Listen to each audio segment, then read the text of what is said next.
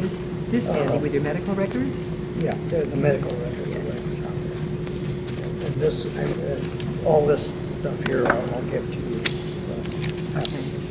So these are the articles and such that we can talk about later, but Right, yeah.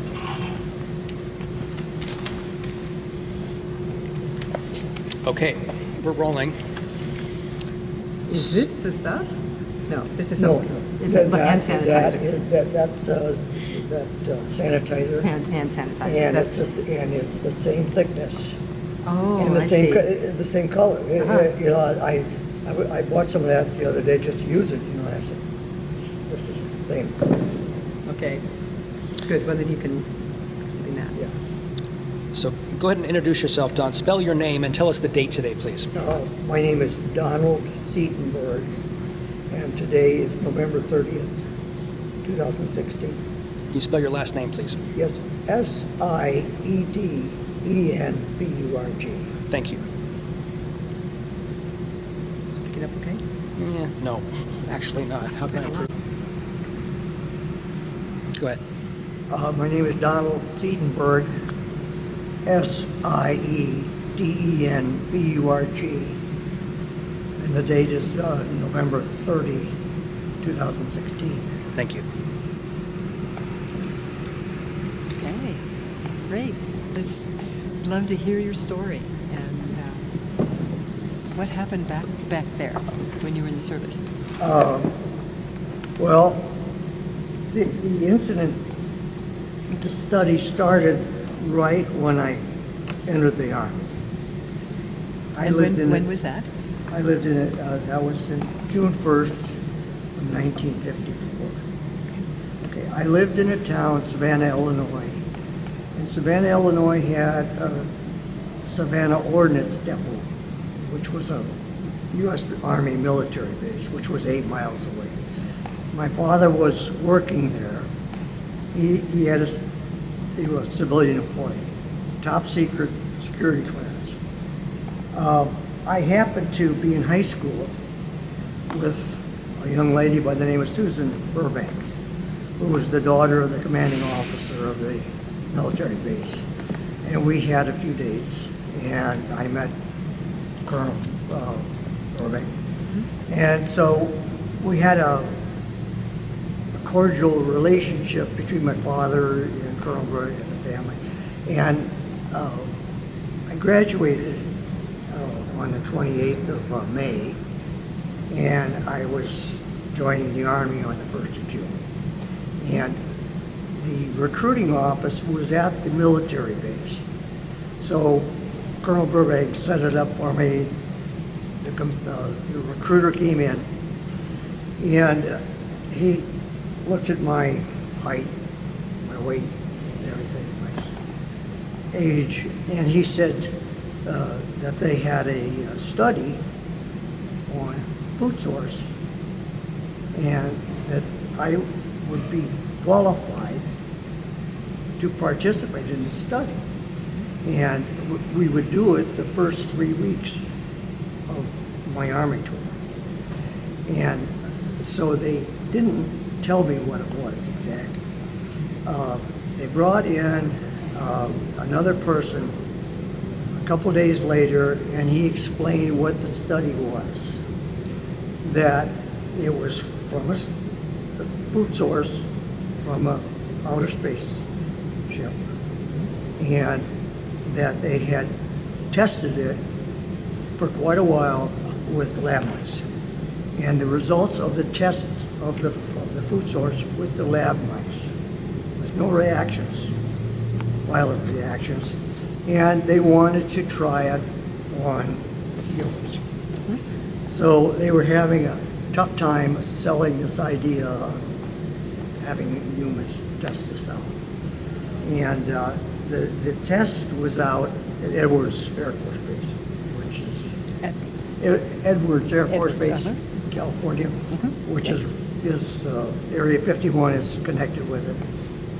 And so we talked about the situation, and they said they thought that since these because they had the spacecraft there. I didn't see it. I saw pictures of it, and then they had the two deceased humanoids. You did see pictures of I a saw craft? I saw the pictures of them. What did that look like?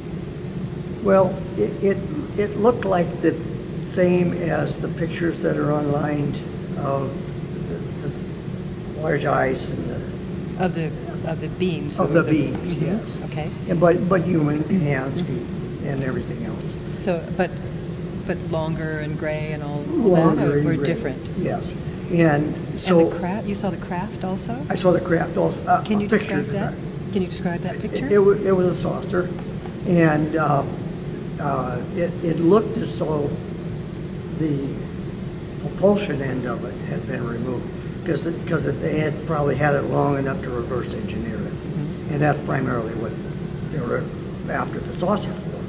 And the food source and the exercise source, that was sort of secondary, but they had the food source. So I And did saw they them say where they found the food source on the ship? on the ship? Right. They didn't say anything specifically about where, or? Well, they had vats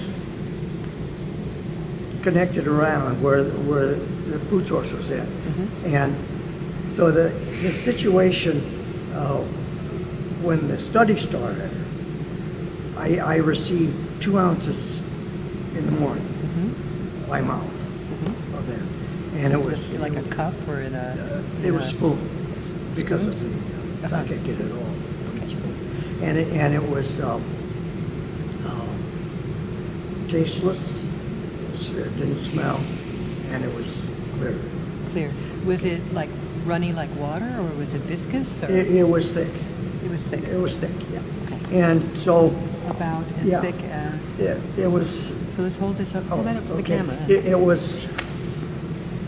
Let's see if I can get some out of here. This is hand gel. Yeah.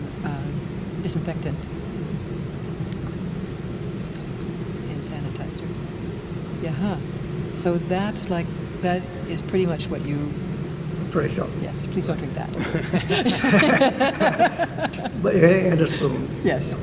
And it was 2 ounces. So they gave it to me in the morning, and that's all I had. Uh-huh. That I had 2 ounces of this every morning for 3 weeks, and then dinner would roll around. They said, "Want anything to eat?" No.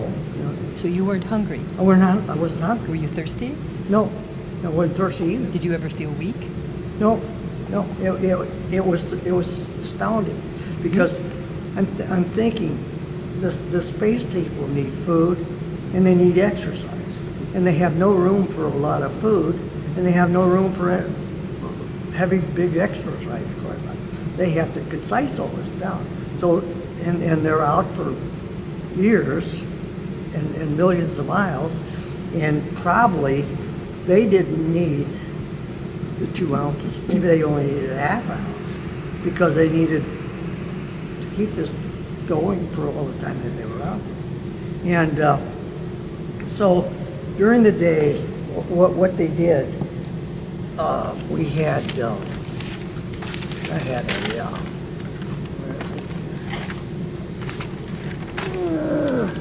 well, let's see. Oh, here.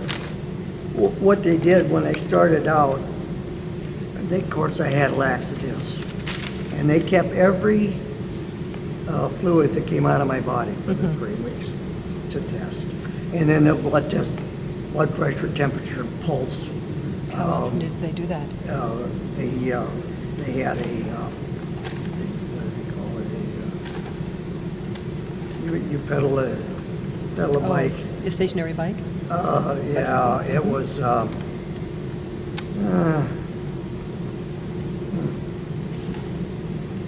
Well, it was to exercise your heart. Give the heart monitor on you. Heart monitor, Yeah, yeah. okay. And they were very careful on the start of this because they didn't know what the reaction would be.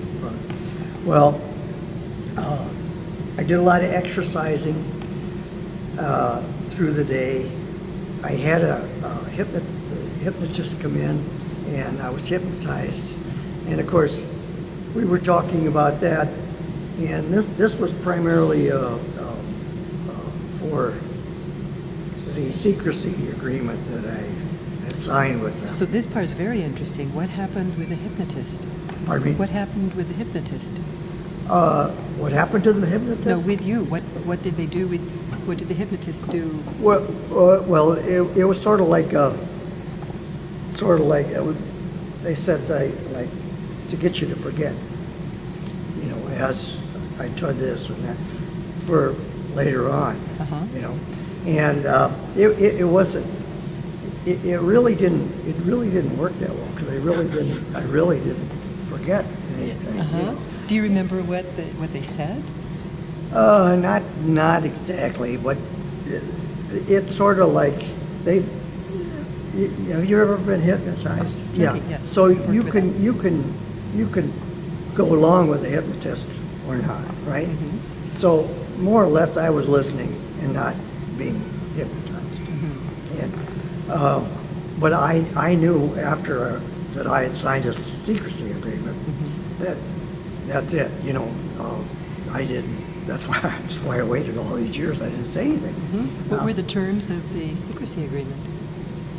Well, the terms, they never really set a date on it, but An end date. but see, I imagine that there was a copy of it in my military records, and my military records were destroyed in that fire. Yes, you've mentioned that. Yeah, Like and in 1973. 1973. So I really felt that they probably would deny the study that they might deny it, and then the secrecy agreement would be null and void. But they didn't want anything back then. Spaceships coming, that was all very secret. I mean, that was just taboo to talk about it because I guess it was the War of the Worlds situation in 1938. They didn't want to panic it. They didn't want to panic it. But the military wanted these ships because there was so much technology on there that they didn't have, and I mean they were looking for them all over. So that was primarily it for the hypnotist part. So basically, it was you won't remember what. You won't remember. If you take a lie detector test, you'll flunk it. So they're giving me this information to discourage me from telling my story. Or even considering probably it. 2 weeks after I got out of there or whatever, So, but I was very tight-lipped on that. It was. Sounds like you believe it. It's sort of. Oh yeah. Oh, I believe it. Yeah, because it was. They were very secretive. And see, when we talked at the recruiting office, when they were telling me this stuff, there were 3 people in there, well, probably 4, that who had top secret clearances. My dad was there, and the company commander was there, and then the recruiter was there, and then the person telling us, of course, he is. Your dad? Could you give us the names of those people, please? Yeah. Two of them. My dad's name was Albert Glenn Siedenburg. The company commander's name was Colonel L.A. Burbank, and I don't recall the name of the other 2. The recruiter. The recruiter or the person. I know the person who came in really never told us what his name was. And his position was. He was from the department that set up the studies. Oh, okay. Yeah, he's the one that set up the schedule to get, because I had to fly out to Edwards Air Force Base. Did you have the impression you were the only recruit for this, or that there were other people? That this was. As far as I know, I was isolated out there, and there were 2 or 3 attendants walking around that nobody gave names. You know, that was like my handler. He said, "Call me Buck. Call him Call me Buck." Buck. And that would, you know, they didn't. Nobody really said anything to me about like, it doesn't matter. You don't need to know who we are because you're here. You're going to be here for 21 days, and then you're going to go back and you're going to be in the Army. And so and then that primarily that went on for the 21 days. So did you have hypnosis every day? Yes. You did? Yeah. Okay. And of course I had that in the morning. What they kept asking me, how do you feel? You know, any reaction, things like. And the only thing, the one reaction that I wasn't hungry. You know, I'm thinking, well, this is some pretty good stuff. You know, I'm not hungry. And what one of the reasons for the study on that part was the logistics of feeding an army is so great. And if you could have a little cup of this in the morning and that's it, look at all of the work and the trucks and the cooks and everything else that you can keep an army going in. And that's what they were looking for. Yeah. And so the mental part on this, and I think this was one of the reasons that they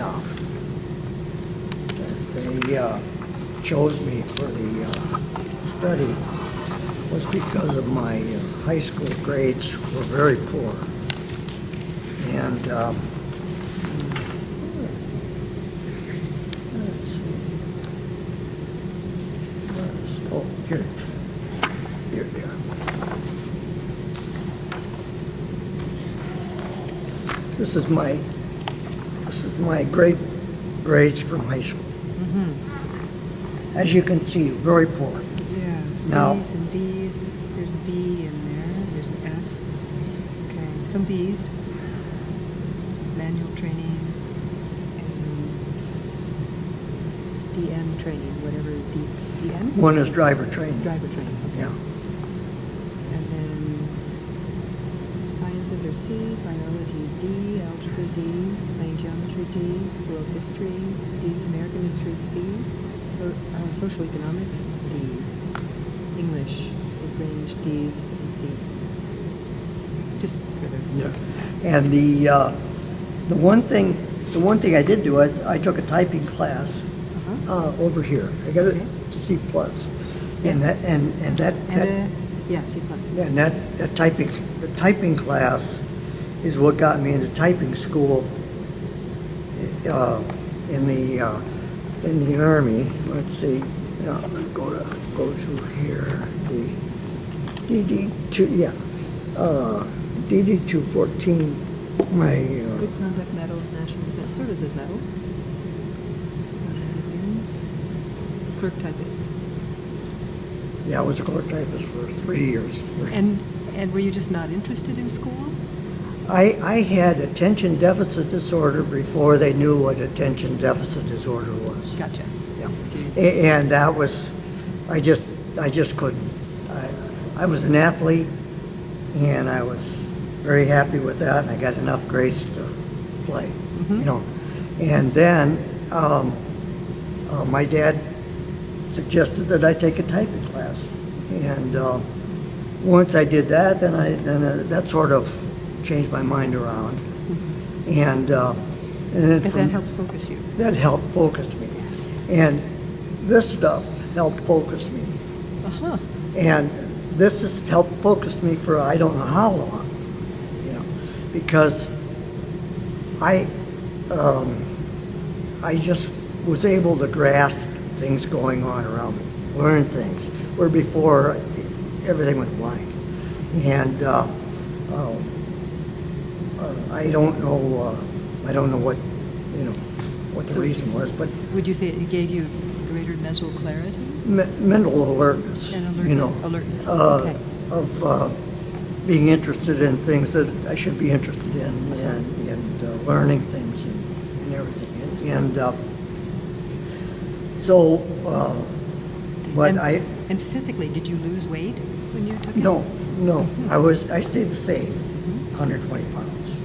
And another thing, the recruiter, he sort of, I think he put it in there just to sort of get me to agree to take the study. And that was, he says, it might help you grow. And when you're 5'4", you want to grow. But it didn't work for growing. Maintenance only. But it Mental alertness. but mental alertness. But I'll show you one part of my medical records. Just take a look at right here. Look at the date on this. Oh, this is This is August now. of 16. Yeah, August 11, this 16. is new. Oh, okay. Sugars are great. Vitamin D level is normal. However, he can take vitamin D3 1,000 units daily. Thyroid is normal limits. CMP is great. Cholesterol is excellent. CBC is baseline. Overall labs are great. And this is medical. Who is this from? The doctor is here. It's Asante. Asante? Asante. Glycohemoglobin, A1C routine. But everything is in the limit except two things.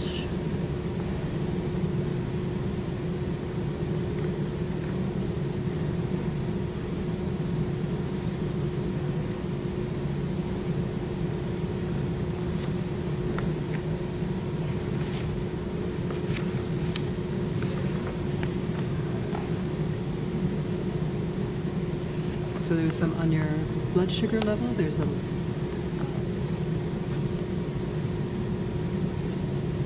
possible. It would need to be investigated a little bit. It sounds like it's a little bit high, 108. Is it But not, let's see, if it's provisional diagnosis of diabetes in the absence of unequivocal hyperglycemia, results should be confirmed by repeat testing. So we'd want to check that. It might have been, Yeah. was it fasting test? Yeah. Yeah. But overall labs are great. Urinary risk, cholesterol is 200, 153. Let's go. That's good. And cholesterol triglycerides 56, 50. LDL calculated 87.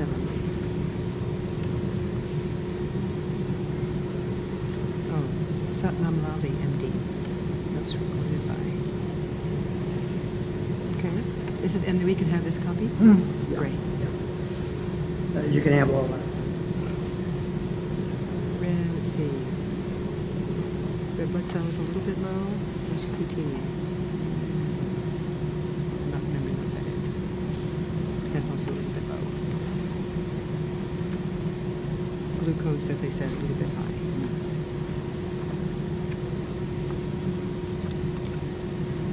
But overall looks It doesn't get any better than that. nice. It's pretty good, I'd say. Yes.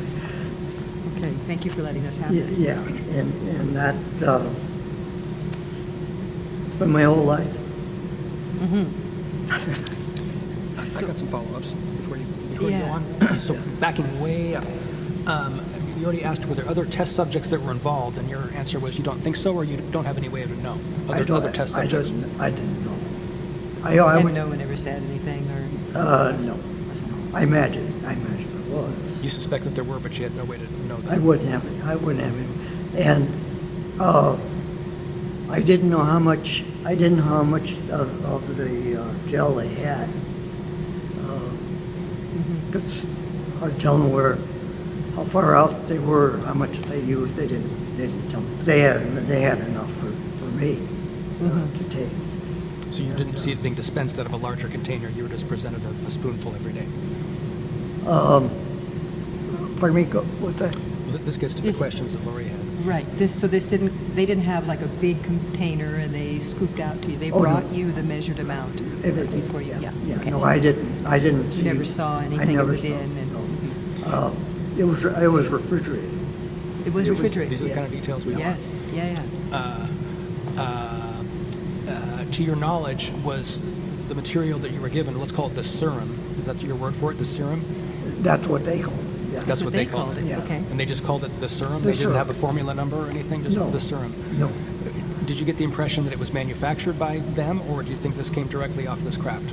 No, they told me that it came off the craft, and what they were trying to do is to reproduce it, Right. and because And they told that to you explicitly, that their goals here were to was test this? with to the- test it. They had an idea of what it did, because of the humanoids taking it. They didn't know how long they had been out, how far they were going, but it worked on them. you Right. know. So they but crossed their then there fingers. so they was trying to reproduce it, and I would imagine that's what they never did, because they had, That we know of. unless they, someone said something the other. I've told people about this after after I turned 80. I've talked to people. But about only this. since you turned 80. Well, only since I turned 80. No, I said nothing. And you're now, I'll be 81 in January. okay, so just Yeah. this past year. Right. And it was I sort of lost my train of thought.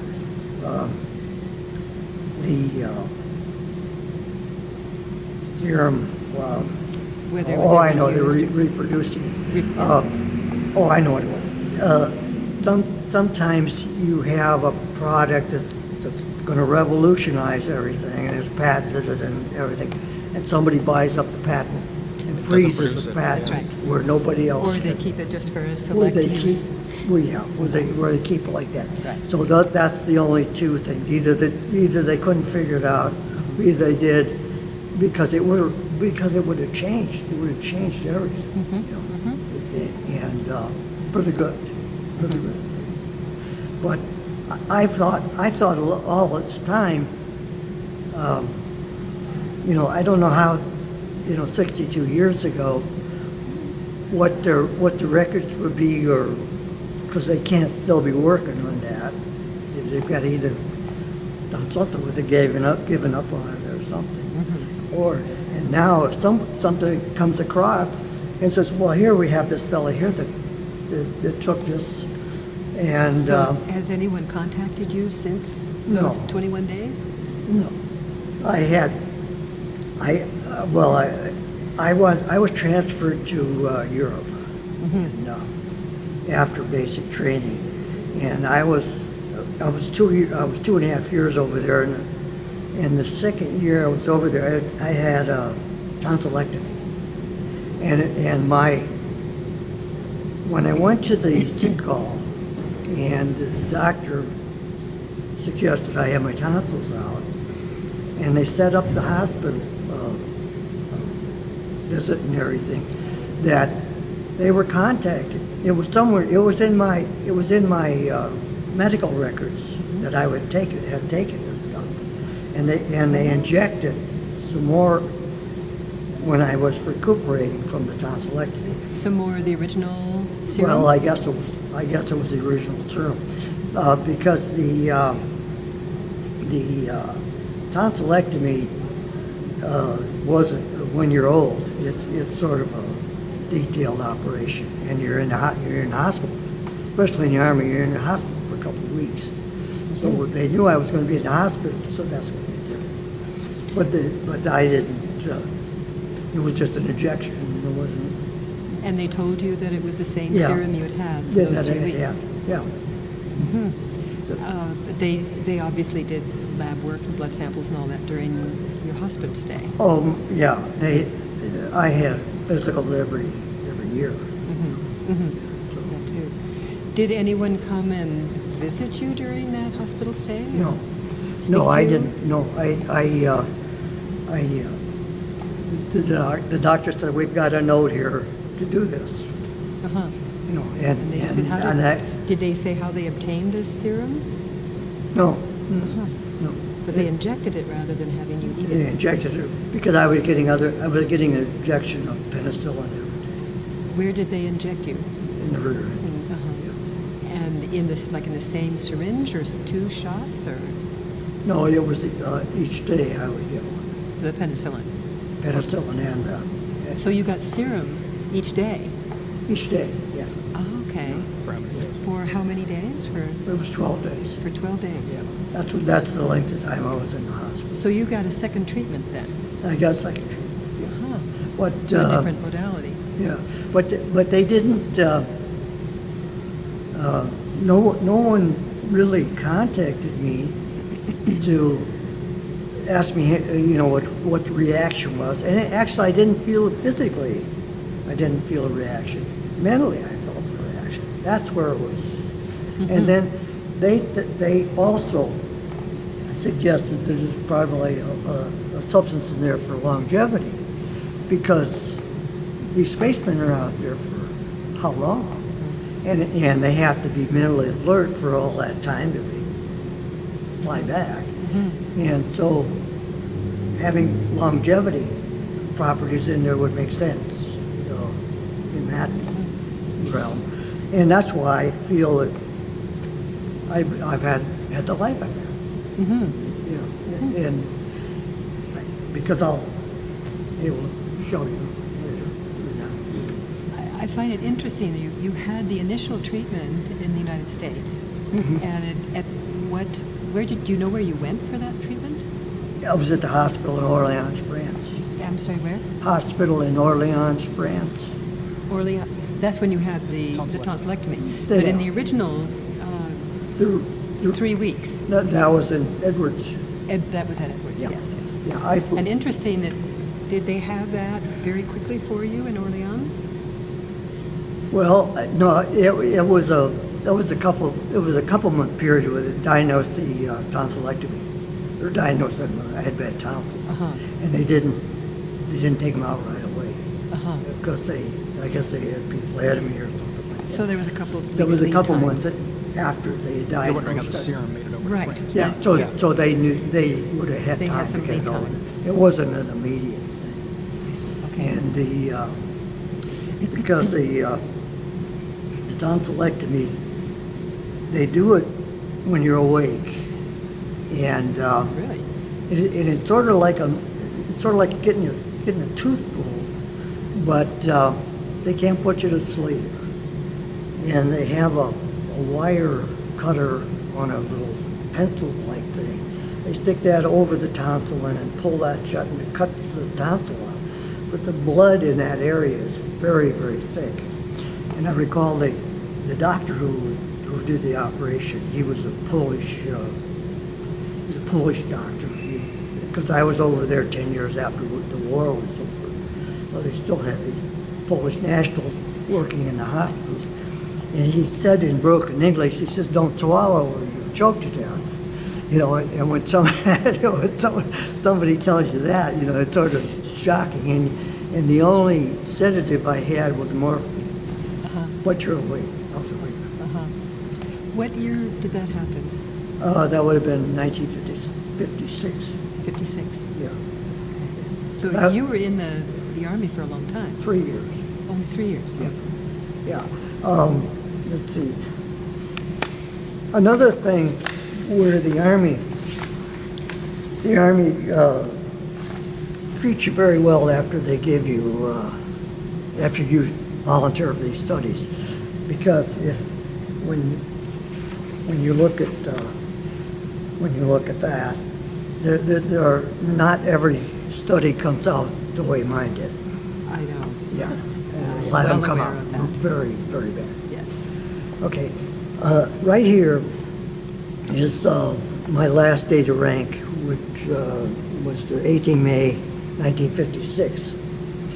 Okay, I went in the Army on June 1st of 1954. So in less I see. than 3 years, or less than 2 years, I was promoted from E1 to E5. And that from a private to staff sergeant. And they treated me real good. This place here was get up in the morning, go to work, play basketball. We were 60 miles south of Paris. It was just, I couldn't ask for a better service.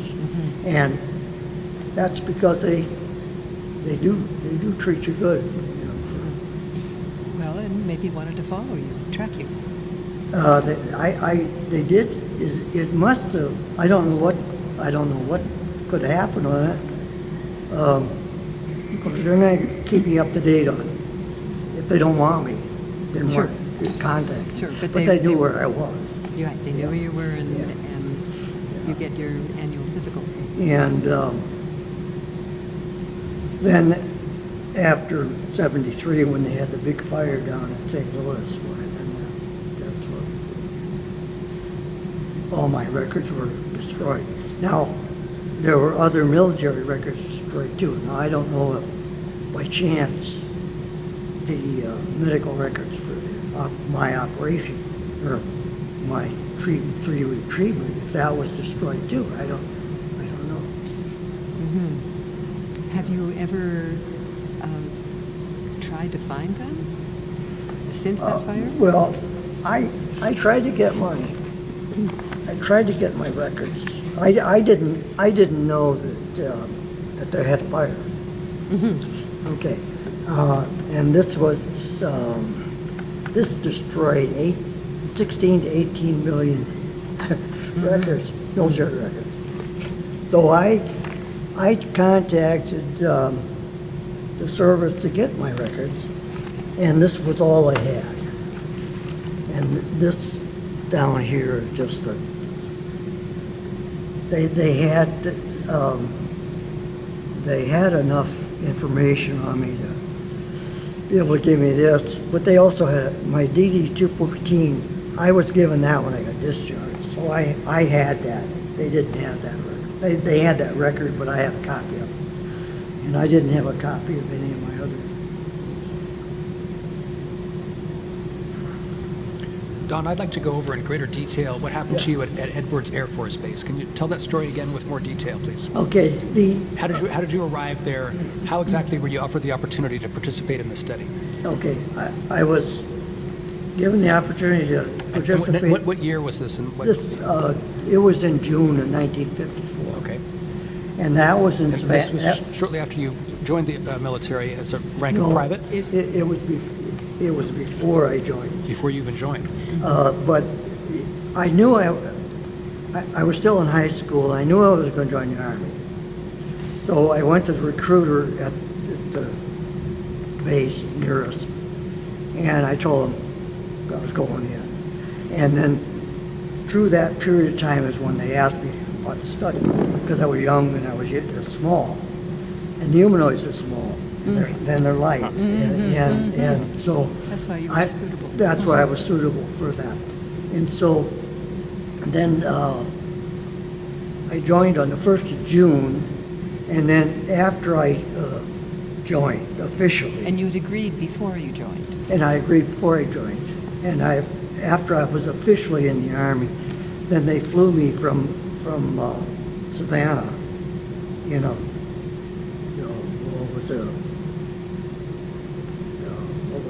DC. It was like a DC-3, two-engine job. It was an unmarked plane, and they flew to Edwards. And we went into airport, and they flew into a hangar. I got out of the hangar. That's where I was at. And study was over. I went back in the hangar, and I came back to Fort Leonard, Missouri. And everything in California, I didn't see anything. I saw the medical. Were you indoors the whole time? I was indoors all the time. Well, I I'm didn't going to know. come back to that part of the Yeah. story too, but please back up again to how you were originally made aware of the opportunity to participate in this study, especially since you weren't even enlisted then. How did they describe that to you? They when I contacted the recruiting office, I contacted them, told them I was graduating on the 28th of May, and that I was going to go to the service on the first Within of a day June. or so? Within a day or A couple so. of days, okay. Right. And through the period, see, I was at the Army base in Savannah, and that's where we talked about the study. And that's with the recruiter. That's with the So recruiter. at a recruiting office? No, well, his office was at the Army base At the in Army Savannah. base. Uh-huh. So you came to that recruiter's office with the intention of saying, I'm planning to enlist within a day or so. And immediately upon you telling him that, they offered you this opportunity? No, this was before. I contacted, told him I was going to listen. It was like two or 3 weeks before. Okay. I knew I hadn't graduated yet. Okay. But they knew, and then they asked me, or they gave me an option, more or less. They said, do you want to volunteer? Because this was all volunteer. Well, so describe that part, Yeah. just that part a little bit more. How Oh, was that idea proposed to okay. you? Was it just you and the recruiter at that Okay. moment? Once I was in contact with the recruiter about two weeks before I went in, and that's when they asked me if I wanted to volunteer for this study. And who was there in that first? My dad, just my dad. My So dad. you and your dad had gone into the. Yeah, to the recruiter's I office. see. Okay, Yeah. so he went with you the Yeah. first time. But it was in the same office as Colonel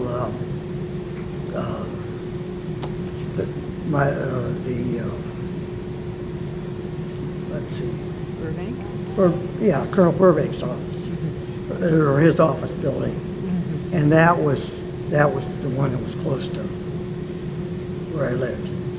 So you and Yeah. your father walked in with no other prior notification to the recruiter. No, I was just gonna enlist. Okay. Yeah. And just in that moment, he looked at you and said, "Hey." Yeah. And You're so, five. how does he describe the opportunity to you?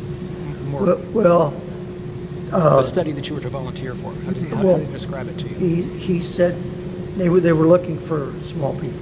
So just specific Oh, about okay. that. Yeah. So he made that clear. Yeah. Okay. And then he didn't say exactly what they were looking for.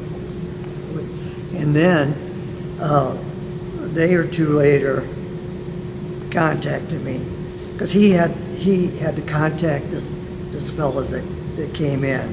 Good, thank you. I was Yeah. just wondering that. Because he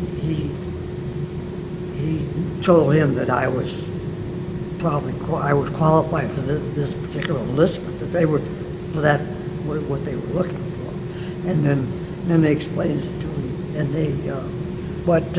So you came back for that. I came back for that. Yeah. So And much longer. Then I agreed to it. So again, elaborate more about how they presented the opportunity to you.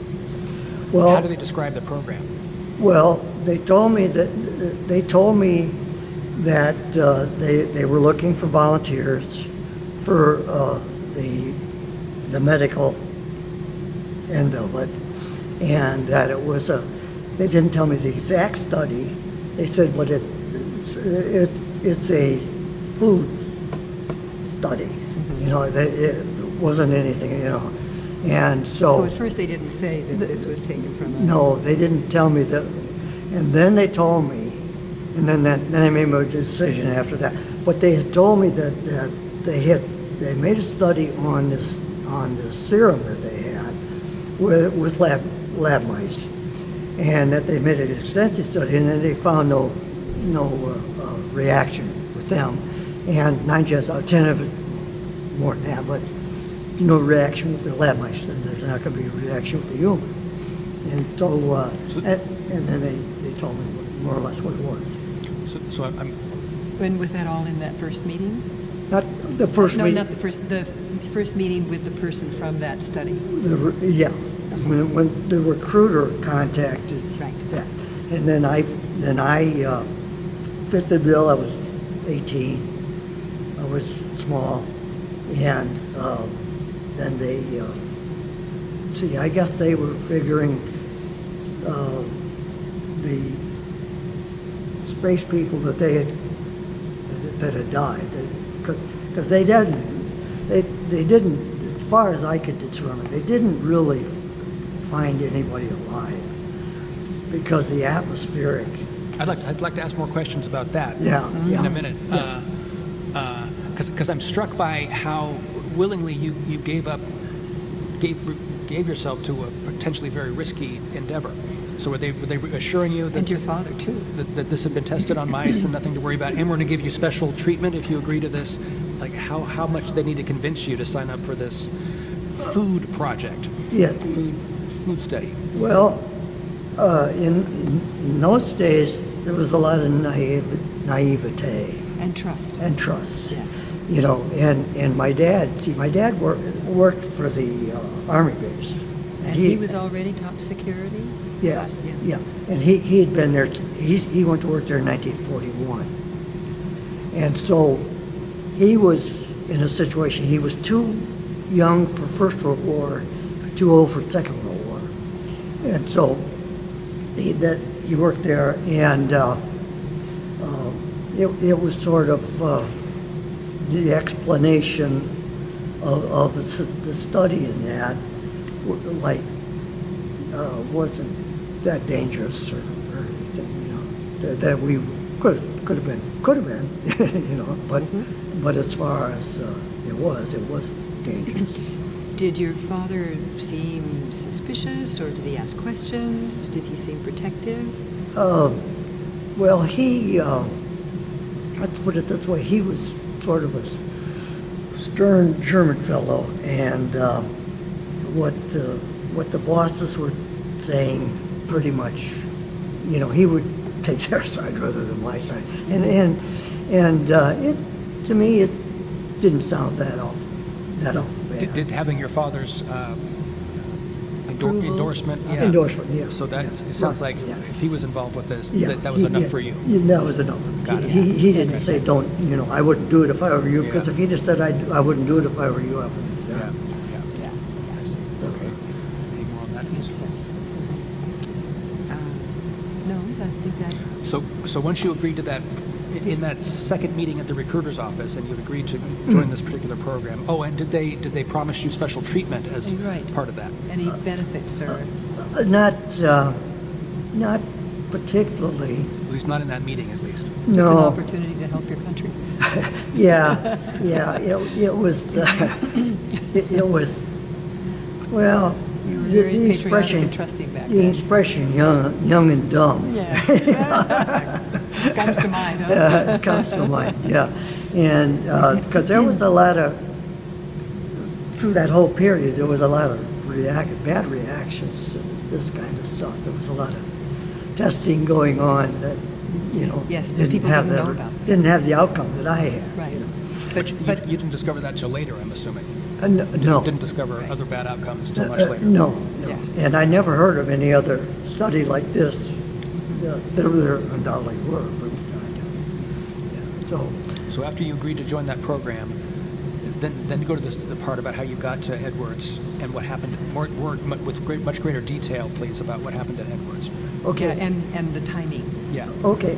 The So you agreed to join the program. Like 2 days later, you enlist. Then what? right, and I was out there. I went to from Savannah to. Did you do any kind of basic training before you went to the? No, I had basic training afterwards. Yeah. Okay. Yeah.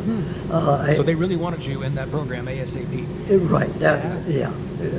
That was something that they were offering recruits. And did they have any kind of name for this program at all? No. Not that you knew of. No. So all you know of it was just a food study. A food A study food program study. A food with study. a serum. Yeah. That's all the only terminology. And they were very nice to me. And that they were very, very nice to you. Yeah. And it treated you very well post-study. Right. Yeah. And Well, it was just something that, you didn't really think about twice back then. That was in 54. And So you get on the DC-4, fly from Savannah to Edwards. Was it Edwards proper or somewhere near there? Edwards Air Force Base. At the Air Force Base. At the Air Force Base. Okay. And then Area 51, that's close by. Right. One's in California. Edwards is in California, and Yeah. Yeah. Area 51 is in Nevada. Right. That's why I'm asking specifically where you landed, but as best you But know. it was at Edwards. Edwards, yeah. Okay. And they told you that. Yeah. First time that you'd ever been there, I assume, as an 18 At that time, yeah. So you land there and then go over in great detail what happens. Well, the plane taxied into a hangar, and then we got off the plane. Who else was on the plane with you? There were not really anybody, pilots, And you? yeah, and On me. a DC-4? No one traveled with you? It was the two engine DC Three. C-47, the DC-3, DC-3, Like a DC-2. 50 passenger plane? Well, it was a cargo. It A wasn't. large plane. It wasn't set up for. It wasn't set up for passengers. Okay. It was That was- basically just you and the pilots and maybe right, some crew. yeah. Okay. Like a special endeavor to So get you. someone Yeah. took you to an airport, and you Well, boarded this plane, and the, then the plane left the Savannah Ordnance Depot. someone just took you to the airport, put you on this That's plane, right. and said bye. And by, yeah, and picked me up, and I went in for 3 weeks in the study, and then back to hangar. So describe, what was the daily routine for 21 days while you were at the hangar at Air Force Base, at Edwards Air Force Base? Well, it was a lot of. Well, actually, not even that. So you get off, let's go over this first part in great detail. You get off that plane inside the hangar, then what? And Then I go to my area. so someone takes you there, Well, guides you barracks there? or? No, it was sort of like an office, couple rooms. There was a cot. and Not like a everything. medical facility, or? Sort of like that. Yeah, it was Okay. clean, sterile, and white coat people okay. around there. And then I was there the full 3 weeks, 21 days. You had your own room? Yeah. And I was like the only patient that I saw. There was a bigger area, but mine was cordoned off. So, okay, so, and you saw the same people every day? Seeing people every day. And that was a total of 3 or 4 people, it feels like. I think it was 4. Yeah. Okay. And All male, female, or females? no, or- they were all male. All male. Yeah. Ranks. They Don't know. white coats. Just Oh, white coats. here was a question I had, Yeah. and I don't mean to interrupt the story Yeah. because you're doing a great job. Did you get the impression that any of the people that you worked with, especially during those 21 days, those 4 people, I guess, were they enlisted people or were these contractors? Or did you have anyone to know?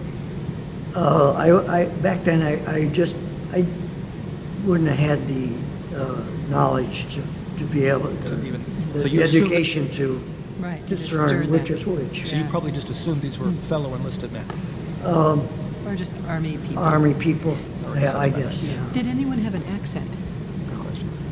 No, No, nothing. they're all no, American. Caucasian? Yeah. Caucasian American Yeah, accents. 20 something, 20, 30 or younger? Or older No, people? no, they're middle age. I think 30s, 40s?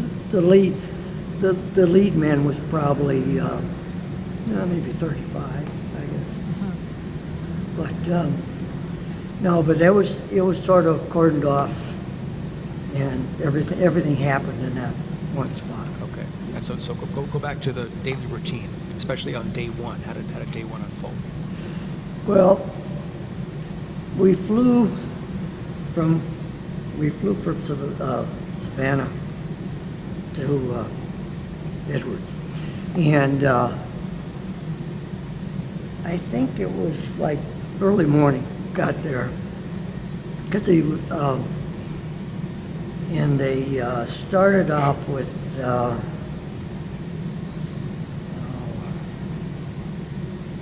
Just it wasn't even much of indoctrination. How can I explain that?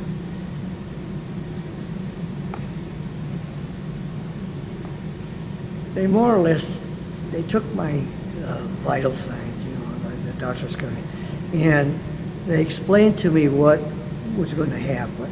I was going to get the 2 ounces of this serum once a day, and they didn't say anything about meals or anything else, because I didn't.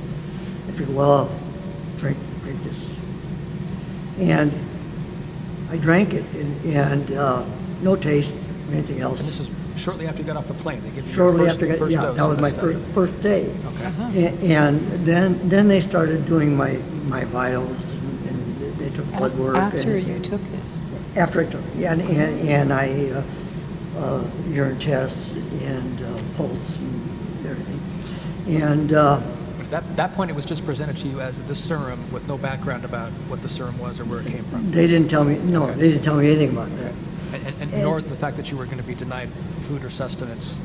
There wasn't mention, really, and so once I drank it, the 2 ounces, I just didn't feel thirsty or hungry or anything, and so that had to have that serum had to have the thirst to take care of your thirst, Right. plus your hunger. Right. But also we think about like, okay, I've, traveled all night or whatever, and I'm here, and wouldn't I normally get breakfast? Our head would Right, think, yeah. It's time to Yeah. eat. And the 2 ounces that curbed my hunger. Uh-huh. That took my hunger. Okay. Yeah. Well, I'm talking about just the idea, not necessarily hunger. Right, But yeah.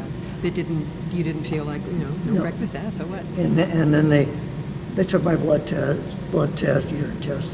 Uh-huh. They were doing all that at the same time, and then there was exercising, and But you were all by yourself for 21 days, save a few lab Savings. technicians, yeah. basically. And so how did you pass your time this whole time? Well, I know I got 8 hours of sleep at night, and everything else was activity. They scheduled the whole day. They scheduled the whole thing with the tests, Uh-huh. and I was doing exercises and stuff like that. It wasn't, but that was mainly it. They never offered me any food because they knew I wasn't going to need any food. And you never asked And about it. I never had because I never Was any been hungry. was food and or water available to you, or did they deny that to you? Were there drinking fountains in the hallways? No, it was just the 2 ounces. And that- nothing else, even like no, No, and no one ate or drank in front of you. no, Okay. and there was no thirst, you know, and Well, so at some point, that must have seemed odd to you. I'm here for 4 days. I'm not thirsty. I'm not hungry. So I guess my question is, when did they start explaining to you what the expected results might be? well, they just said they said to me that I wouldn't need to eat. Oh, they did. Yeah, At the very you beginning. know, because I wouldn't have. Somehow Okay. it takes your hunger. It takes your hunger. So they and your told you thirst this away. at the very beginning. Yeah. Oh, Yeah, okay. don't worry So about there it. was no surprise about not having meals. And there wasn't. My energy level didn't go down. Uh-huh. And I got my 8 hours of sleep. I was active, exercising and that during the day. Plus, they were doing tests, every day. And did they collect your? I don't want to be too Yeah, personal here. yeah. But they collected They collected urine and bowel and movements blood and all that. and But everything. The full your spectrum. elimination, they collected all that too. Pardon me? When you eliminated Everything. everything. Yeah, Okay. yeah, And at yeah, some point, yeah. did you stop going to the bathroom? No, in the number 2 Right. part. That But, stopped. Urine. Urine was always. But you continued to urinate. Yeah. Well, that's very curious. That is Yeah. because you're only taking in 2 ounces. I mean, it's Did it- taking it, yeah. Did it taper off or Want me to taper off 2 ounces? no? Urine taper The off. urine, like would it become? It didn't seem to. No, Really? it was. It was something that. It must have been the humanoids that were surviving on this. It had to have a property in it that took care of it. Maybe it absorbed water out of the air. That's all I can Yep. think of. Yeah. That's Yeah, pretty much yeah. the only- It was, but because on a spaceship you wouldn't necessarily be getting anything anyway. Volumes of Right. water, Yeah. yeah. So they were giving me what I would have got off Yes. if I'd have been. But, So other than routine medical procedures during these 21 days, Yeah. and some degree of exercising, which yeah, we'll talk I got about a lot that of in a extra. minute. Yeah. What about the mental acuities? Were you tested with? My mental alertness, you could tell that it was. Were they measuring that somehow? No, there was no tests on that. no tests on that.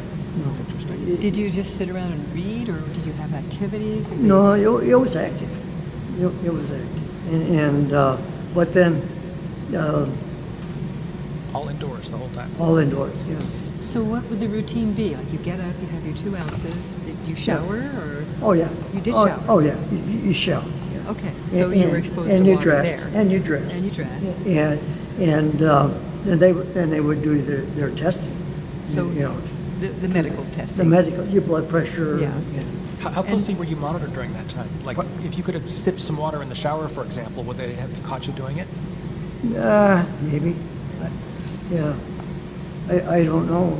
But as far as you can recall, you never cooked any No, it fluids was orally it besides was that. and didn't feel any thirst at all. Yeah. And then when I left, then I went back to my regular routine, and nothing. There was no reaction. So you had like 4 double cheeseburgers that 21st day? No, I was a 120-pound weakling on the comic books, getting sand kicked in the face. What was it like, joking aside with the cheeseburgers, what was it like eating for the To first start time eating after again? 21 days? Was there discomfort or? No, I don't. I really don't recall. It was.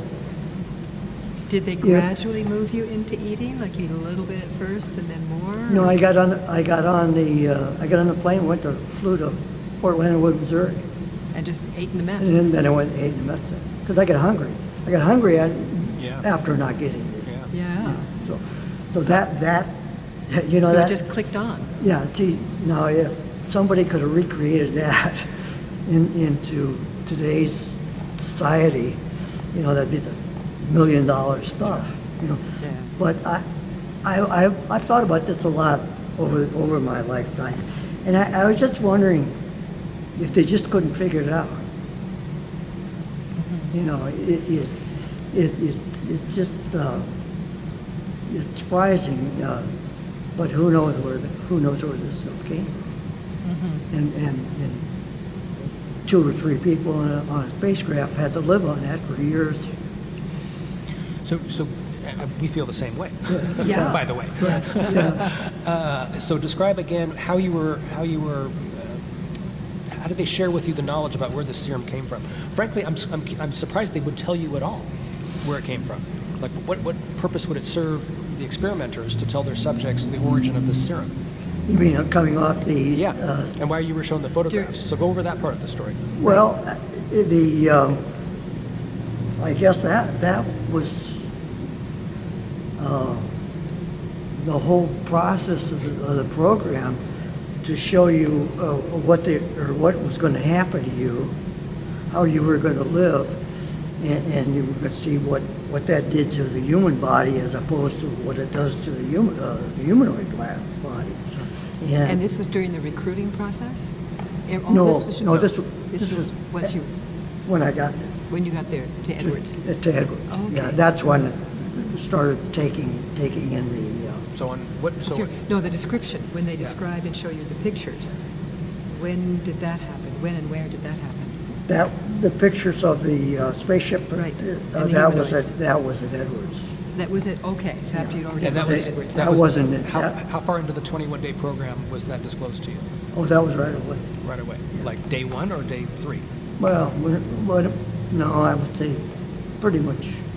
It was pretty busy day 1, maybe day 2. I don't know. So go over that part carefully. So you go in for maybe your 2nd or 3rd day of treatment, and at some point, how did they present that information to you? The information on. Where the serum came from, the photographs, The etc. craft. Well, the only thing they told me about the serum, it was because they didn't know. They knew the serum came off the spacecraft. How did they tell you that exactly? They sit you told down me. for a meeting Yeah. and say, we're going to tell you? Yeah, or because what? see, they said I knew on the way out there, or when this was all arranged, I knew what the program was. So they, To start with. See, I knew they told me what the program they had In it- Savannah. in Savannah. They had once the handler got Right. there. He said we have a study, spacecraft. We have the serum. We have the exercise little exercise equipment, and then of course they had the other things. But I was only concerned. They were concerned about the serum and the exercise stuff. So, but as far as So when you were first given that serum, as far as you knew, this was a material that came off of a spacecraft. that was off the spacecraft, yeah. what I find interesting is they told you about the spacecraft and the humanoid beings Uh-huh. and the serum and the Yeah. exercise equipment Yeah. before you even enlisted. No. You were already enlisted? No. When the handler got out, we had the recruiter. Right. The recruiter called in the handler. Right. The That was your second meeting. Yeah, I told her, the recruiter explained not the spacecraft and this other stuff. Right. He explained that this was a special program and that the handler would explain it to me, but it was safe. And so I agreed. And then the handler came in, and then the handler explained. Were you enlisted at that point? Yes. Yeah, Okay, so yeah. the first day you enlisted. I enlisted on June 1st. Okay, Yeah. so you were already, so this was after June 1st. Yeah, they didn't tell me. He didn't come in to me before I was elected. But Thank they you. told me. Yeah. But they told me somewhat a little bit about the program before. Yes, and you agreed to it, and then, And I so you agreed to enlisted and you stayed, where did you stay after you enlisted and in between those two meetings? Well, I got on the plane and went to Edwards. I went from Savannah. Yeah, but when the handler, you spoke with the handler in Savannah first. Right. Okay, and so you enlisted on June 1st, Right. and you met with the handler, because they had to fly him in. I had met with the handler.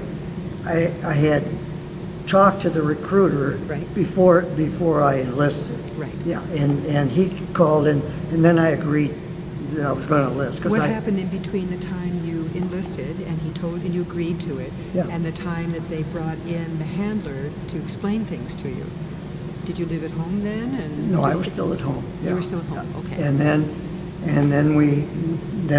I got on the plane. After, well, you met the Went- handler, and the handler then put you on the plane? I went to Edwards. Okay, Yeah. okay. Yeah. But That before, helps us get the time. Yeah. before you ever got on the plane, ever arrived at Edwards Air Force Base, you'd already been explained what the program was and where the serum came from. Right. So back, go for But that you were part. already in the Army then? Yeah, that was Well, by yeah. a couple of days, it feels like. Yeah. Right. By Yeah. a couple of The days. handler, Few days. the handler explained it. Right. Because he was the one that was out. And you never got that person's name. No. Buck? No. Call me Buck. No. Call me Buck. So that was the handler? I thought that was the guy No, in... that was the handler. That was the handler. Well, the handler was out. The handler went out to Edwards. Oh, so you had met the handler in Savannah, I met and the then the handler same in guy Savannah. Yeah. oversaw your Yeah, he was the program? one. Yeah, he was the one that made the decision whether or not I I see. qualified, and he was on the plane. Oh, he flew on the plane with you too? Yeah, Oh, okay. Yeah. Okay. So So that- you did have someone accompany you then? yeah, that was on Buck. the plane. Yeah. Okay, yeah. So, But he wasn't one of the four people that you were with during the 21 days. None of those people were familiar to you until you met them on day one. no, the handler was. No, the handler was there. Yeah. The handler was The one of the handler. four people. The handler was there. Yeah, because he. At Edwards? Yeah, he was more or less the coordinator of the thing. Okay. He didn't do your day-to-day, He was around there. but he was around? Yeah, Okay. yeah. Because there was it was like being in a room like this for 21 days. You know, there wasn't. I didn't see But what he was came, happening he would around. come and go. But yeah, he was in and out and stuff like that. So, sorry to keep going back to it, but can you describe again how that information was delivered to you about where the serum came from and what they were trying to do as using you as a study subject? The handler explained it to me in Savannah. And how did that happen? And how were these photographs presented to you? The what? The photographs The photograph of of the the bodies and of How the did they craft. do that? He just sat you down? And that was yeah. They had the photograph of the ship, the spaceship, and then the bodies, and then they had the serum, and then they had the exercise that the humanoids had used. humanoids did for their space So he just travel. set that down on a table for you and opened up a Yeah, file folder and showed yeah, you this stuff? Yeah, because you more or less, well, they more or less had to do that because they did it afterwards. You had to know what you were getting into. To make sure you really agreed to it. That you agreed to it, yeah. And so before I agreed to it, I knew it. I knew what was coming. Especially when he shows you a picture of non-human entities. Yeah, These right. are black and white photographs? Right. Describe those photographs in Yes. detail, please. Well, there's they look like mummies, 3.5 feet long, and In what How kind of did you tell? Was there a measuring, a ruler, or is a way to measure how long? well, that's about Or someone that's standing about next to that's about what they look like, about the size that they look like. Was this in like a hospital environment, or was this in the Yeah. desert? Or, Yeah, so these have been recovered and stuck on a gurney, perhaps? yeah, yeah. Hard telling where they came from. Any clothing? No. They were dead. Clearly dead. Because the atmosphere was different. They couldn't survive. They could live as long as their capsule didn't crack and get the Did they tell you this? yeah. That my handler told me this. You know, they were dead when with the crash landing. They were died. already dead. And did he tell you at some point this was from the Roswell crash, or was this just... They The didn't. term Roswell was never mentioned to you? They then? didn't mention Roswell. No. So the military has recovered these... What did they call them? When they showed you that picture, what did they say as they present that picture to you? Space aliens. Is that the term they used? Yeah. Space aliens. Yeah. And that's And how many of them were in that photograph? Two. Two. Side by side on a gurney, or Yeah. two different? Two Yeah. burners? Yeah. Because they had that they didn't tell me when the crash was or how long these guys died. You know. But the atmosphere didn't work. What did they look like? Well, the pictures that you see anywhere. But You know. what did you see? Well, What could you see the texture of the skin? Well, if you looked at them from the neck down, they were skinny, long, sort of, but natural body type. But then when you got to the head was bigger, and you see the eyes were. Were the eyes? How did you know they were dead? Were their eyelids closed, or did they? Well, they were.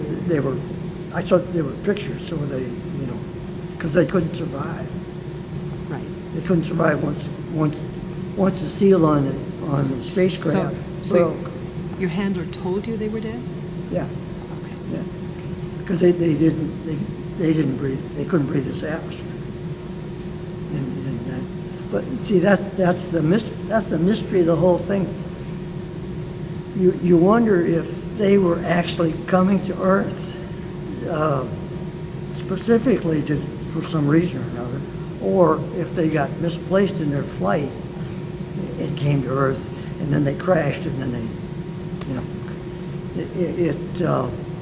I don't think they probably won't ever know that yet.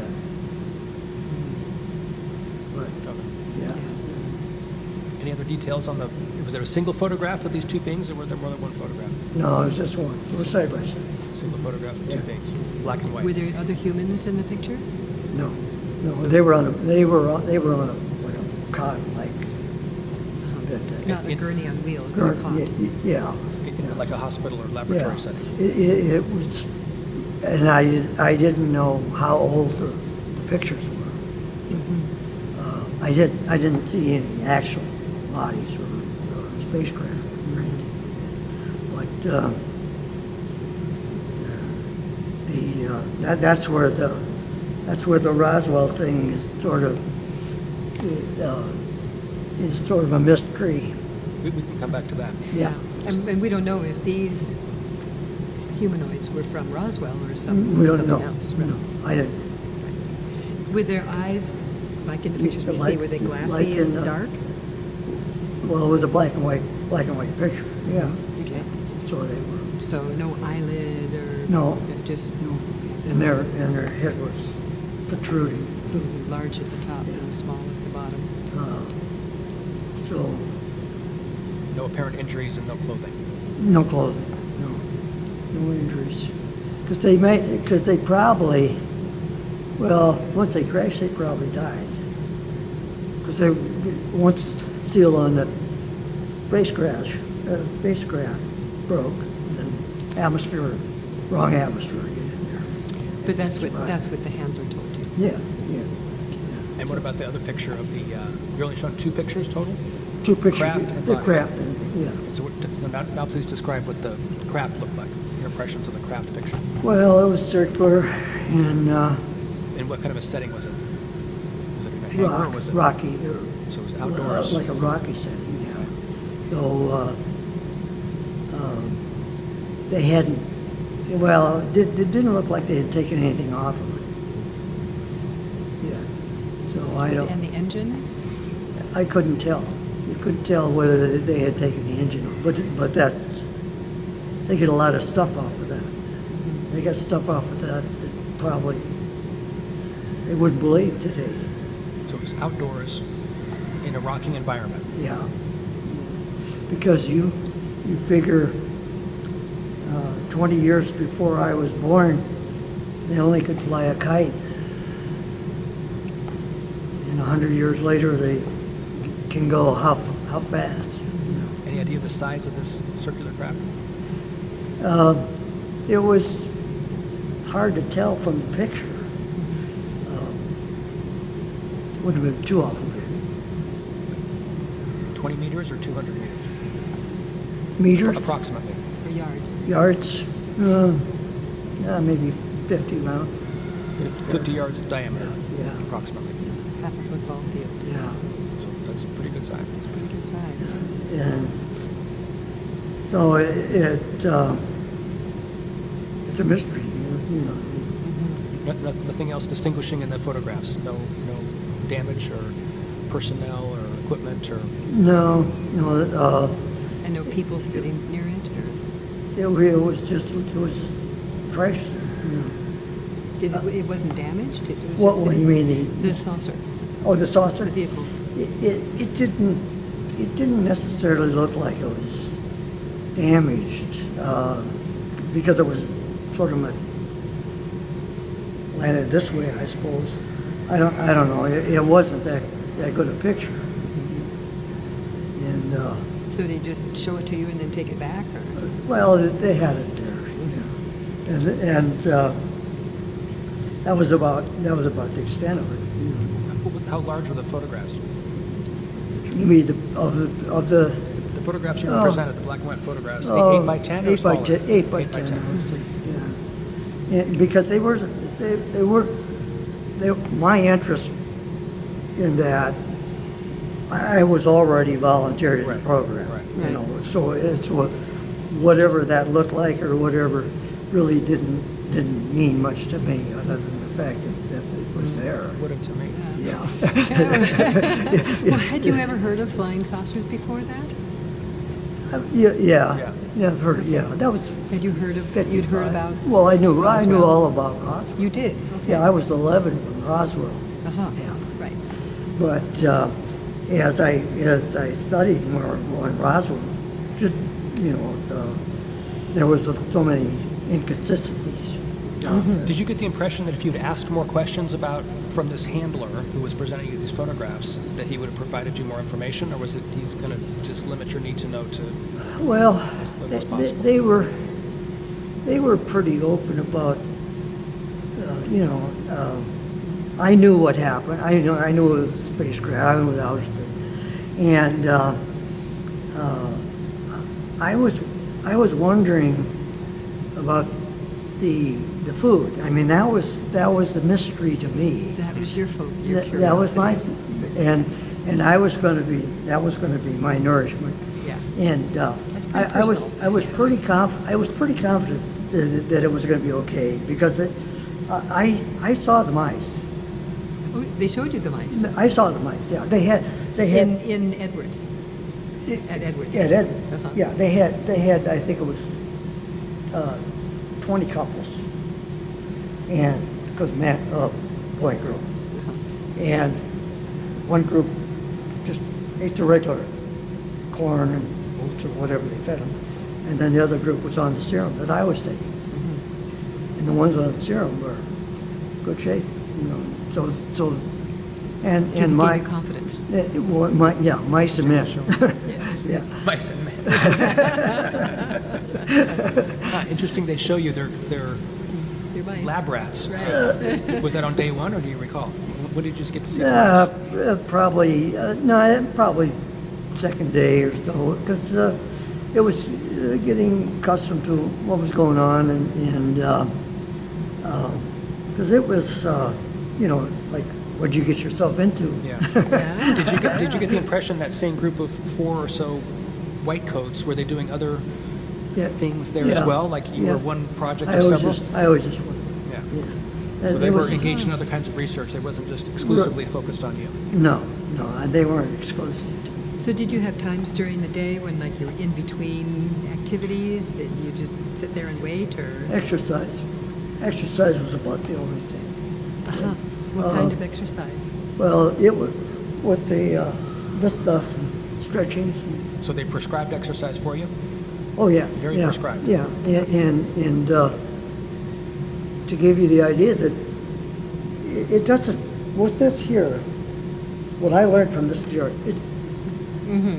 this right here that's sitting on the floor, you can eliminate this building. Yeah. You can eliminate every fitness club in the world, and you got these things right here, and you can get more fitness out of them than paying the thousands and thousands of dollars for it. How do you think the experimenting group were aware of the exercises and how to conduct them exactly? How would they have learned that from presumably dead extraterrestrials? Well, you can look at them and figure it out. So they but- had these. This is what they had on in the This is- saucer. This is what was on the saucer. yeah. Okay. Yeah. Now, I don't know what material they used to on the saucer, but let's feel how we. Okay, there's Light. nothing That to weighs, it. no, There's nothing to it, but 12 ounces. how when you hold it out like that, how long can you hold it out like that? Right. You've got the weight of your arms too. The way you run, Right. and you got the pressure on the thing. And these things are great. I've used these things for years. So how do you feel, again, that the experimenters knew the routine that was optimum? You feel they just intuited it? Or You mean the human experiments? Yes. the people that taught you the exercise routines and the number of repetitions and all the... Well, they had these there, and they more or less said, figured out. Ah, okay. What would you say? Okay, now how can you get adequate exercise from these two things? Figured out, and then it was simple, really, when you get through it and squeeze it. And isometric exercises go back to the ancient Greeks, long before. And every guy in this room that goes up to this weight room, we get the same thing out of these. And that was why they had these on the ships, because they couldn't get anything else on there. And But that's all you need, really. And so all day long, you, in between your morning physical, and I imagine they did your physical at the end of the day too? Yeah. Mm-hmm. Do we need to, Yeah. we're filming. Yeah, we have we're, Sure. Sure. yeah.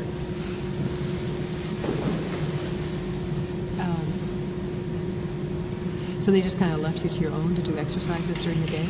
Yeah, and but it was all in sort of an enclosed place. Sure. You know, and you bite it. So they didn't monitor you every minute of the day? No, you didn't have any wires on you or anything. Yeah, but I mean, they weren't there watching you. Not particularly. No, they would check in. Uh-huh. They would check in. How you doing? And you weren't eating. Right. You know. That takes you a lot of time. There's a lot of time. And you see that was the thing that the Army was looking for. You got a guy sitting here all day long. He's had 2 ounces of food. How much? I got a battalion of 1,000 people over here.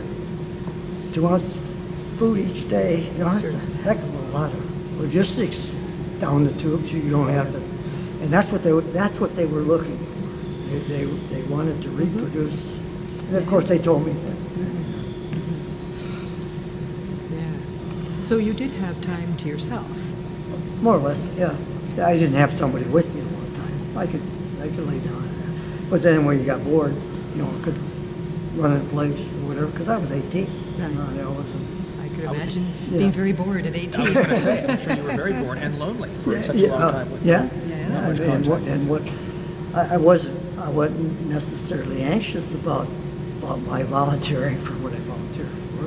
Did you know the scope of the 21 days? They told you ahead of time this is a 3-week 21 program. days, 3 weeks. So you knew there was an end coming. Yeah, I knew it was. Did you have a wristwatch or a calendar on the wall? Was there- I had probably a calendar on the wall, maybe, but well, everything was new. You know, out of high school, into the Army, into something a little nowhere. Yeah, what was your, I don't know, mental state during that 21 days? Excitement? It was something new. Yeah, it was very interesting. Satisfied that you're engaged in an important project? Oh, yeah. No, that was. See, when Roswell hit when I was 11, that was a big deal. But it was, in reality, it was a little deal. But it was built up as a big deal by Roswell. Yeah. Because the war had just got over with. 2 years since the war was over. Of course, they were laying off people at the Army base. The economy of Roswell was going down, and they needed some way to restore it.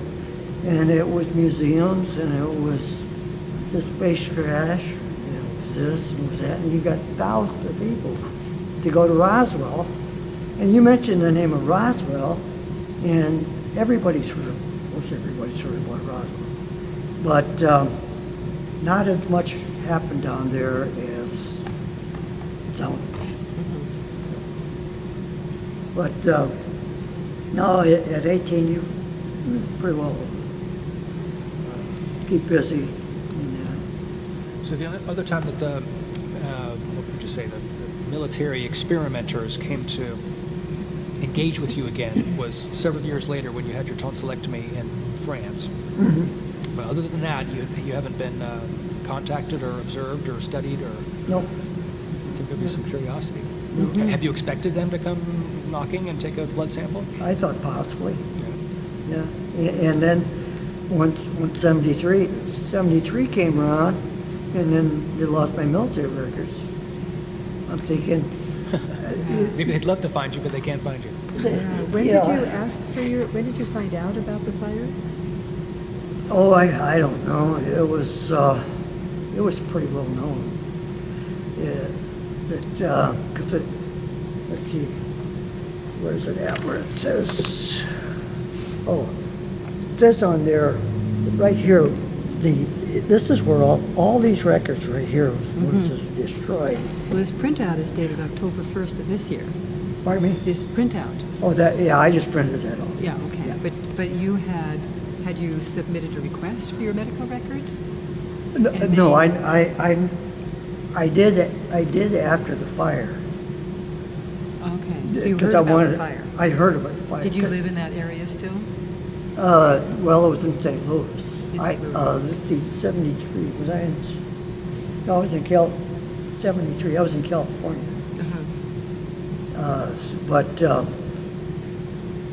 I was in the Air National Guards for a while, California Air National Guard, and those records didn't get destroyed. Of course, they weren't down there then.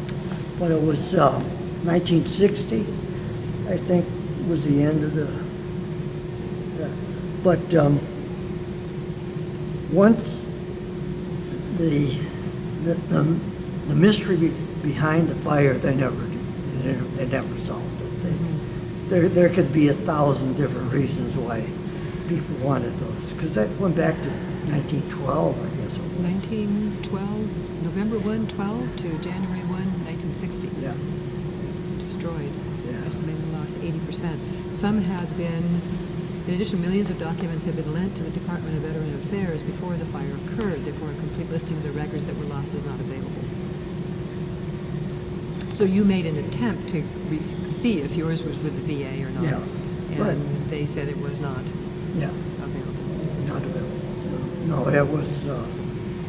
That's when they sent me that other paper. Let's see. Oh, this one. This is the date. This is the date on this one. But this is what they send out to the Yeah, people. this is April of 16. Yeah, this was sent out to the people that were whose records were destroyed. Okay. And you requested this year. I just requested that, Yeah. and this copy here, I had that, Uh-huh. and I Looks filed like I filed this copy with my county clerk back in Illinois. And That's what is you call a this DDR discharge? 214, Yeah, right? Yeah. That whole form is Yeah. called DDR 214. DDR. that's the only thing that really is left out of my records. And what is that, discharge? Anybody that leaves the military gets one of those forms, One of those. regardless of their rank or Right. honorable, dishonorable. So when you leave the military, you're issued that. So those are your discharge papers. That has all your and that, And here's an honorable discharge. that's California. Sounds like they misspelled your name. You have trouble They- getting people yeah. to spell your name right. That is So you're Siedenburg, not Siedenburg. Siedenburg, yeah. Siedenburg, yeah. Okay, now that, let's see. Where do I have that at? I got it here somewhere. Oh, here. There's, okay, this is my original birth certificate. Uh-huh. They wrote it out longhand. Oh, Right. so it's hard to read the I know. IE. Yeah. They generally had good handwriting. 1936.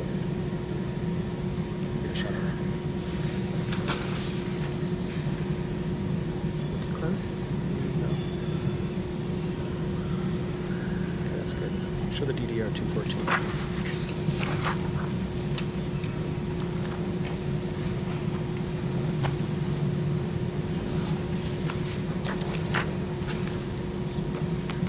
Just hold that release down for a second. Sorry.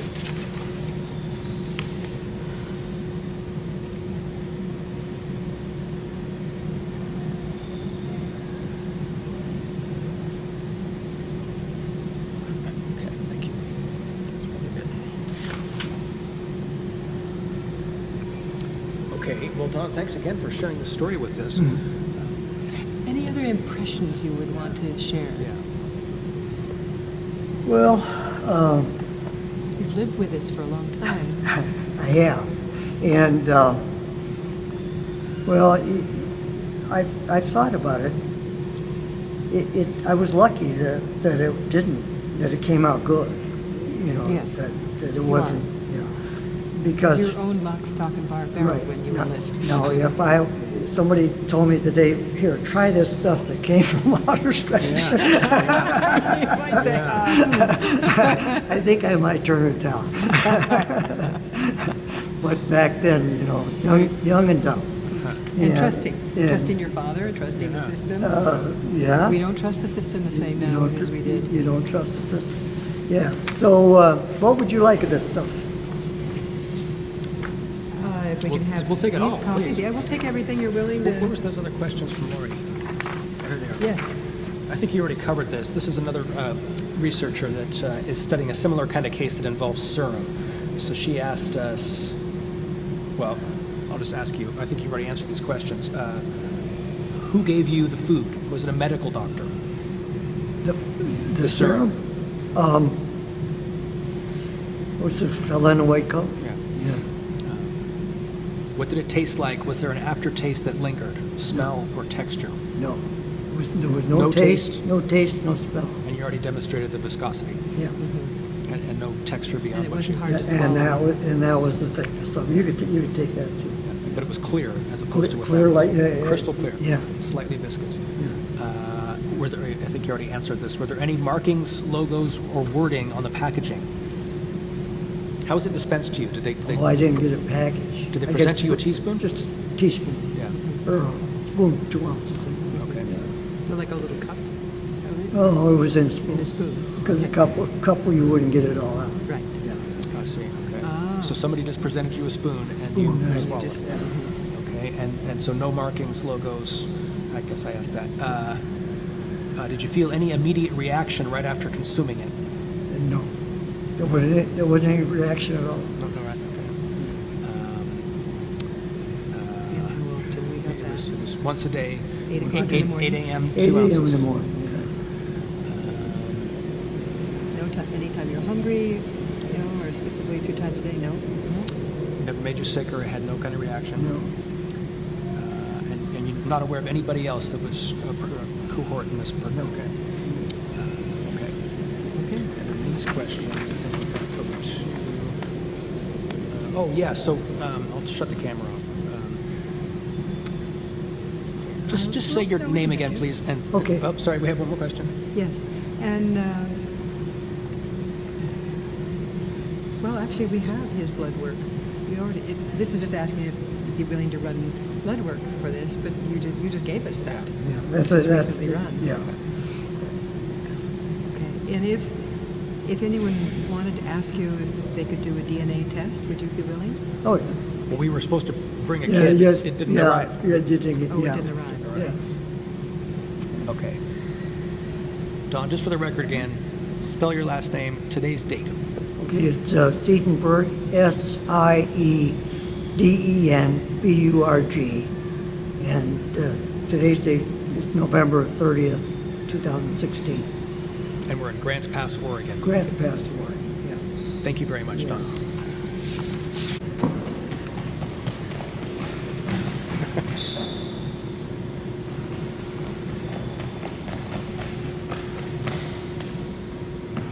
Should have the stopwatch rolling.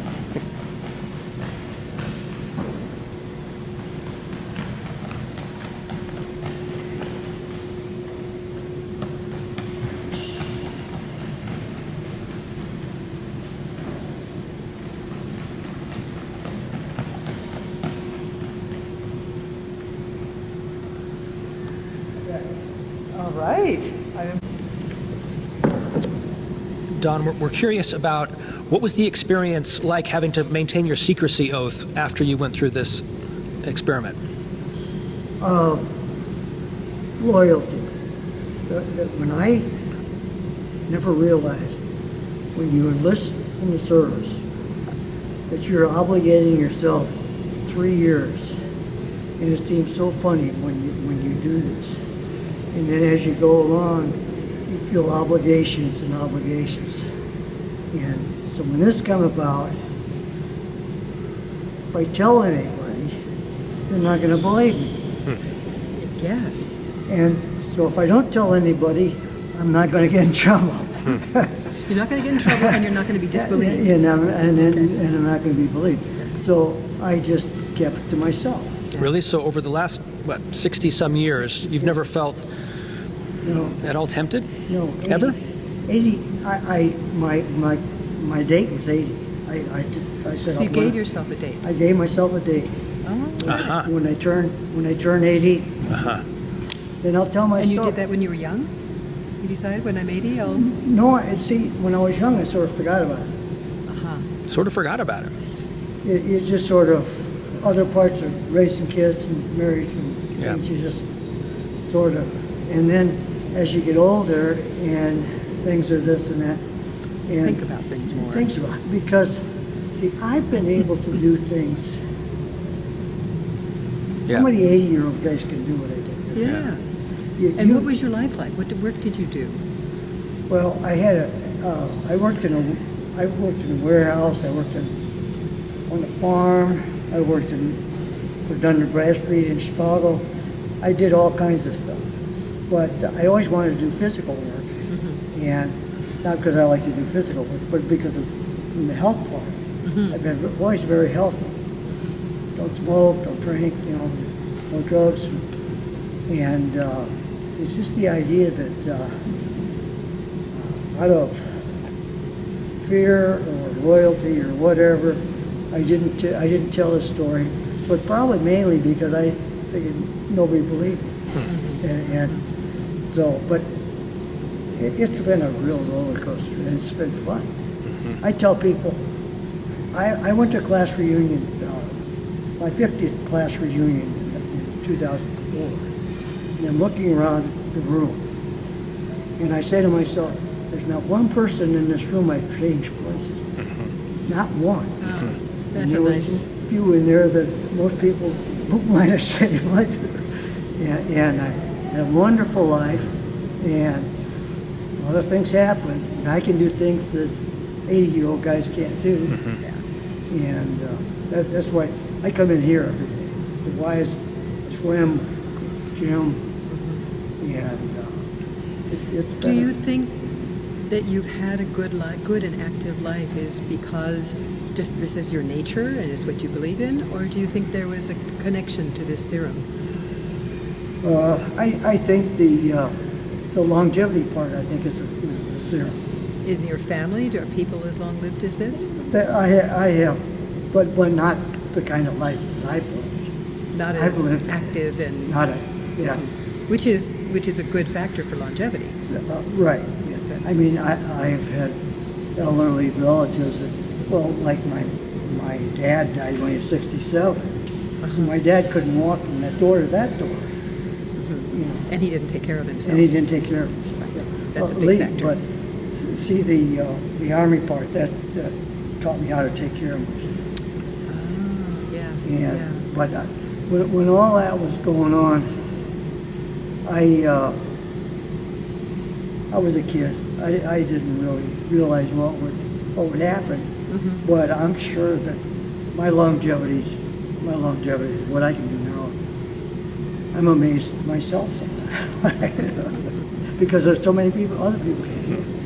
Right. And I'm happy. And That's a big piece too. Pardon me? That you're happy. You're happy with your life. Yeah, Yeah. and it's all because of taking care of yourself, good health, and this is an experience. This is something. And you read the part. You read my high school scholastic record. Right. I was a dumb little rock. If you're ADHD, that's not dumb. No, but once I got this, It changed you permanently. it changed me. It changed my mindset. Yes. You experienced focus and Like, clarity. say more about that. Like, when you say that you feel the serum affected you, how'd you say? I could comprehend more what was going on around me, and holding on to it, knowing that it's very important. Because I have a high school degree where I graduated. Well, it's on the. Tell you how I graduated. See that?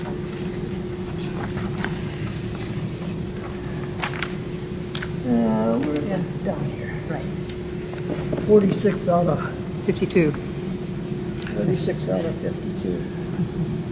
And I would go up against those Those people the now. rest of those people now in a heartbeat. Yeah. And it's all because of a lot of that, and that gave me the endurance and the wherewithal. Describe more the mental benefits. Use some more language that helps describe your experience with the serum giving you mental benefits. Well, just the fact that I can do things at 80 that most people can't. Lucidity, clarity, intelligence, stamina, Clarity and intelligence. I can read now and I can understand and comprehension. I mean, I put all this together, and this here was my story. You can have that. That's out of the newspaper? That's online. Okay. Okay. Yeah, All right. Good. I think I texted that to you. This went to Chase. Okay. I think we've all read Yes, I that. think Jan. we've seen- Yeah, I sent you a Yeah. copy. Yes. of that. Yeah. Yeah. Well, I could have no more written that Huh. back Just when I was. stayed and focused and held the story in your mind and. Yeah. Uh-huh. But I wrote that in about 15 minutes. And my high school diploma, that's the only diploma I've got, other than my clerk typer school in the Army. And so this whole process was changed my life. So it was a real gift for you. It really, yeah. I can't say any more about how much of a gift it is. If they told you that they had that same serum, I bet you'd take that. Oh, I probably would, yeah. I think I would too. I would too. And if they had that, somebody'd make $1 gazillion. Yeah. It really would, like you say, You know, transform but, everything. There's one thing I had a little discussion with Chase. Now you know Chase real good. No. You know. I know her pretty well, yeah. Yeah. Well, the outer space people don't know English. Well, We can't communicate with outer space people. And so, how are you going to, you take their technology, and how are you going to decipher their technology into our technology without being able to communicate the words to do it? And that's with this stuff here. I'm sure that there have been labs dissect this stuff to find out the ingredients, whatever recipe, and putting it together to do all these things that it could do. Can you imagine what mankind would be like? And I feel so blessed to even have found the minute iota of the whole thing. So, but I figured if I would have sat at a table with this on it with you fine folks when I was 40 years old, half my life, you wouldn't have believed the thing I'm saying, because I wouldn't be able to put it together. So you're saying that this ability to focus has increased over your lifetime? Over time. Okay. Yeah. I wouldn't have had the knowledge or because most people, their knowledge goes sort of down as they get older. Mine has gone up. Yeah. Well, if their mental faculties remain. Yeah. Then And I have wisdom. My wife has been dead for 5 years, and I have 2 kids out here, and